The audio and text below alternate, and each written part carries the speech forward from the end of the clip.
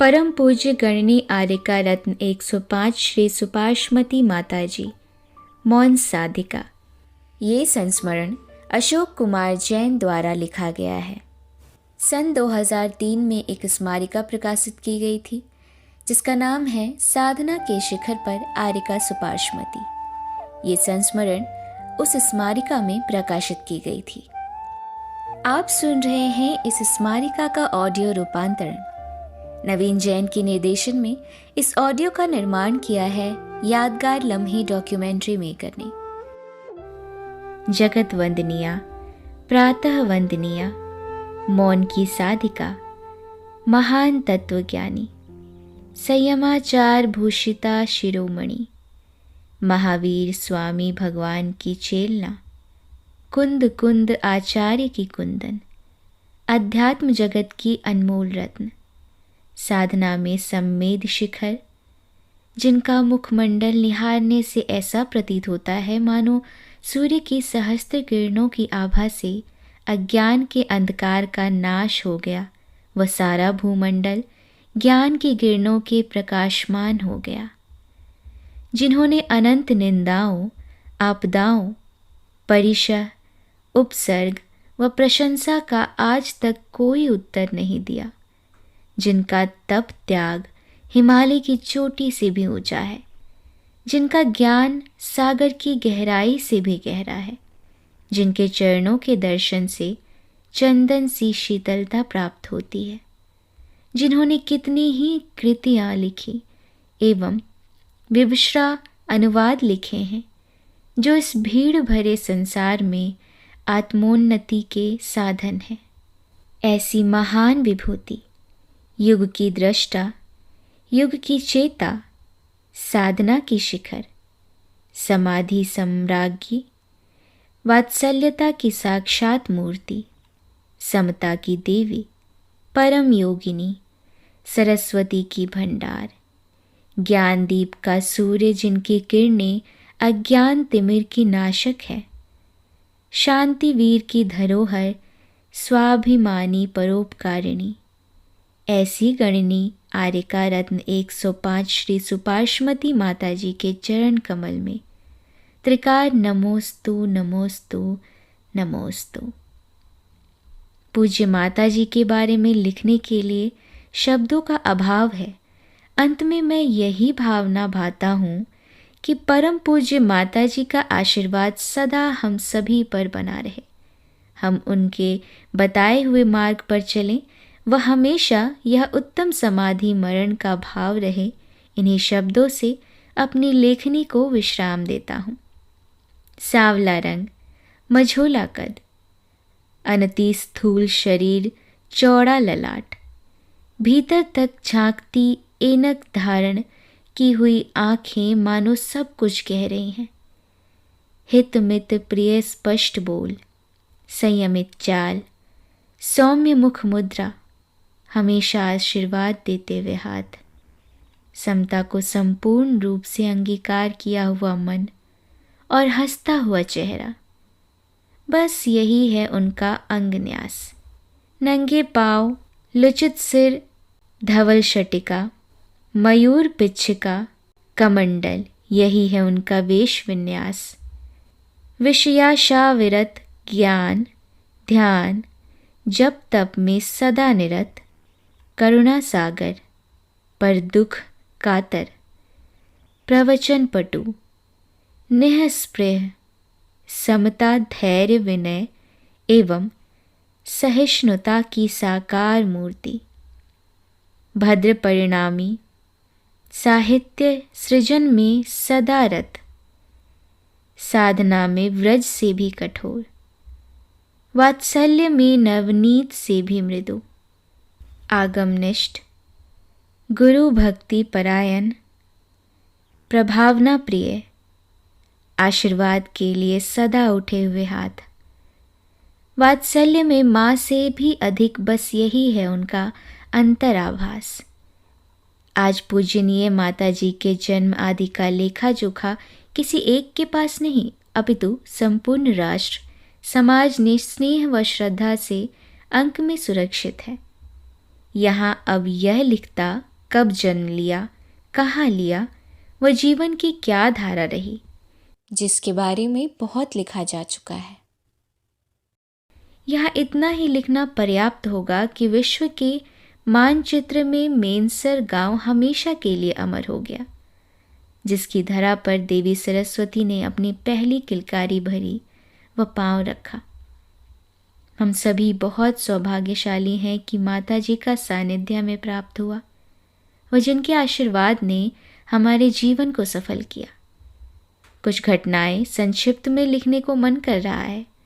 पूज्य माता जी के व्यक्तित्व, चरित्र, आचार, व्यवहार के बारे में मैं तुच्छ अल्प बुद्धि श्रावक बिल्कुल असमर्थ हूँ। माता जी के लिए कुछ भी लिखना सूर्य को दीपक बताने जैसा है। घटना है गुलाबपुरा की, जहाँ पूज्य माता जी सीकर से नंदनवन धैर्यावत के लिए विदुषी आर्यका रत्न 105 श्री विशुद्धमती, जो सल्लेख नारद थी, उन्हें अपना आशीर्वाद व अंत समय में शास्त्रोक्त संबोधन के लिए पधार रही थी। मैं नीरज जी जैन सतनावाली एवं पंडित हसमुख जी प्रातः धैर्यावत से रवाना होकर मध्याह्न गुलाबपुरा पहुँचे। पूज्य माता जी आहार के पश्चात सामायिक में पद्मासन में विराजी हुई थी। प्रणाम करने के बाद यकायक नज़र पैर पर पड़ी। बड़े बड़े छाले, एड़ियों से रिश्ता खून जम चुका था। जगह जगह से कटे हुए पैर व सूजन मानो अब तक की यात्रा का सारा वृतांत स्वतः ही कह रही थी। सारा दृश्य देखकर आंखें नम हो आईं व यकायक माता जी से गुरु वंदना कर प्रणाम किया व मेरा हाथ माता जी के पैरों पर। माता जी ने जल्दी से पैर हटा लिए, इस प्रकार मानो किसी की नज़र फिर से छालों आदि पर ना पड़े। मन में आया, कैसी कठोर माताएं हैं जिन्हें शरीर की बिल्कुल चिंता नहीं, मानो शरीर अपना है ही नहीं, केवल कर्तव्य ही याद है। फिर भी अपने को रोक नहीं पाया और कह उठा, माता जी कुछ सेवा शुश्रूषा करा लें, दवाई वगैरह लगा लें। जवाब मिला, सबसे बड़ी दवा नमोकार मंत्र। वह शरीर से क्या मोह, सेवा करनी है तो आत्मा की करो। केवल 2 शब्द और सारा निचोड़। उठ खड़ी हुई आगे विहार के लिए, बिना यह जाने कि दिन के 2 बजे तपती दोपहरी में पाँव का क्या होगा। पैर इस तरह बढ़ रहे थे मानो ईश्वर ने फूलों का कालीन बिछा दिया है। नंदनवन धैर्यावत 2 विदुषी आर्यका का मधुर मिलन। इस लेखनी व तुच्छ बुद्धि से लिखना नितांत असंभव है। यह तो केवल आंख बंद कर उस समय के दृश्य को अपने मन में अंकित कर आत्मसात करने का दृश्य था। अपूर्व, अवर्णित, ना नो भूतो ना भविष्यति वाला दृश्य था। धैर्यावत के पश्चात मेरा सौभाग्य रहा कि मैं पूज्य माता जी के निरंतर संपर्क में रहा। वह हमेशा एक ही निवेदन, एक चतुर्मास उदयपुर को दे दो। वह जवाब, एक ही अभी निश्चय नहीं देखेंगे। एक दिन उकता कर कह दिया, कब निश्चित होगा। बहुत शिक्षाप्रद जवाब दिया कि यदि मैं हाँ करती हूँ तो मानो वचन दे दिया। अगर किन्हीं अपरिहार्य कारणों से नहीं पहुँच पाई तो वचन भंग का दोष लगेगा, इसीलिए हाँ नहीं करती हूँ। इनका चिंतन व मनन व किसी भी प्रश्न का इतना नपातुला उत्तर धन्य है। धैर्यावत से संपूर्ण गुजरात की यात्रा कठिन परिस्थितियों में दृढ़तापूर्वक की। यह वही समय था जब पूरा गुजरात गोधरा कांड के कारण जल रहा था, परंतु माताजी की यात्रा में कोई बाधा नहीं। इसमें बाल ब्रह्मचारिणी डॉक्टर प्रमीला दीदी का सहयोग व व्यवस्था का निर्वाह प्रशंसनीय व अकल्पनीय है। उन्हें बहुत बहुत साधुवाद है। गिरनार जी की यात्रा के पश्चात तारंगा जी पधारे। रास्ते में माताजी ने पूछा, अशोक बताओ 4 हाथ आगे देखकर क्यों चलते हैं? इतना सरल प्रश्न तुरंत उत्तर दे दिया कि जीव की हिंसा न हो। माताजी ने कहा, बस कह दिया हाँ, कोई जीव पैर के नीचे आकर मर न जाए। माताजी ने कहा, नहीं, तुम अपने स्वार्थ के लिए देखकर चलते हो। उस जीव को बचाने का उद्देश्य तो द्वितीय प्रथम तुम्हारा स्वार्थ है। यदि कोई जीव मर जाएगा तो हिंसा का पाप लगेगा, वह पाप बंद होगा। उस पाप से बचने के लिए तुम देखकर चलते हो। दिमाग की सभी नशें खुल गई।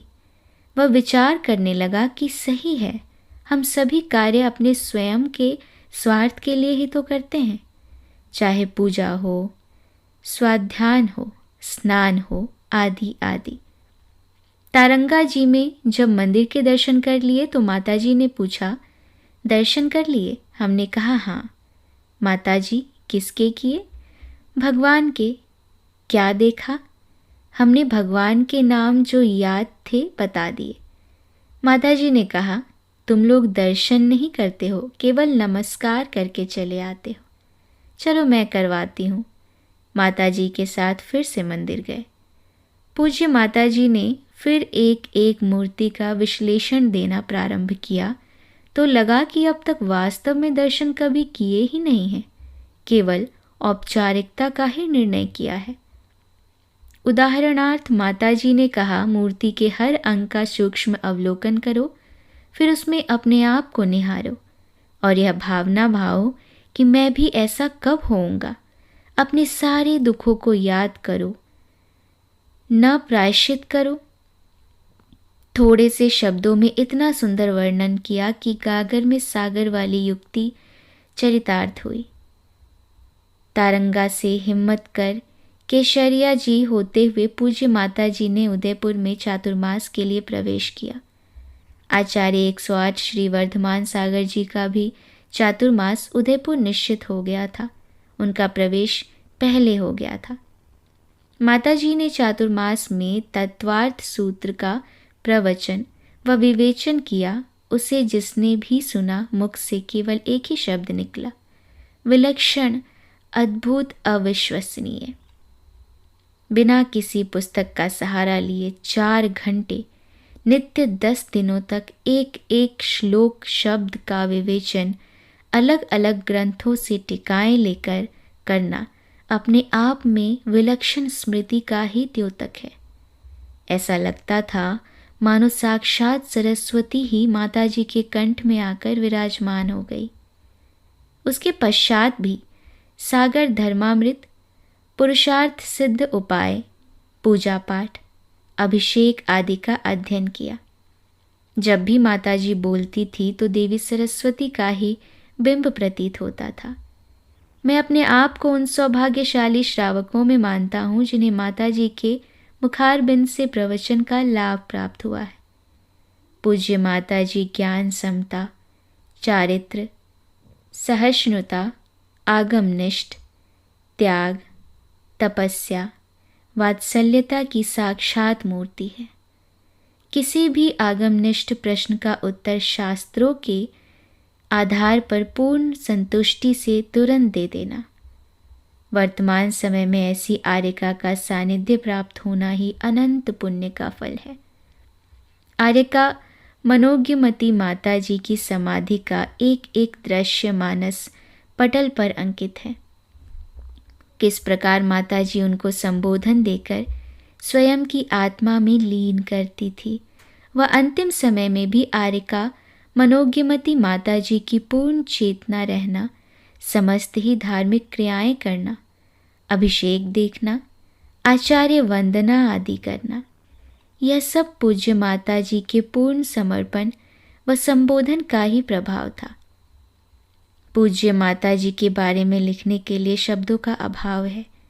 अंत में मैं यही भावना मानता हूँ कि परम पूज्य माता जी का आशीर्वाद सदा हम सभी पर बना रहे। हम उनके बताए हुए मार्ग पर चलें, वह हमेशा उत्तम समाधि मरण का भाव रहे। इन्हीं शब्दों से अपनी लेखनी को विश्राम देता हूँ। मैं अपने आप को भूला हुआ था। मैं अपने ही दर्प में फूला हुआ था, कषायों के महासागर में डूबा हुआ था। मैं अपने आप को बहला फुसला रहा था। कषायों से मलिन मेरी आत्मा थी, विकारों से ग्रसित ये आत्मा थी। दिखाया जब माँ सुपाश्मती ने ज्ञान दीपक, कर्म के पाश को काट स्वरूप को पहचाना, सच्चिदानंद शुद्ध बुद्ध चैतन्य आत्मा दर्शन पाया। अशोक कुमार जैन, 52 अशोक नगर, उदयपुर। सन 2003 यादगार लम्हे डॉक्यूमेंट्री मेकर की प्रस्तुति।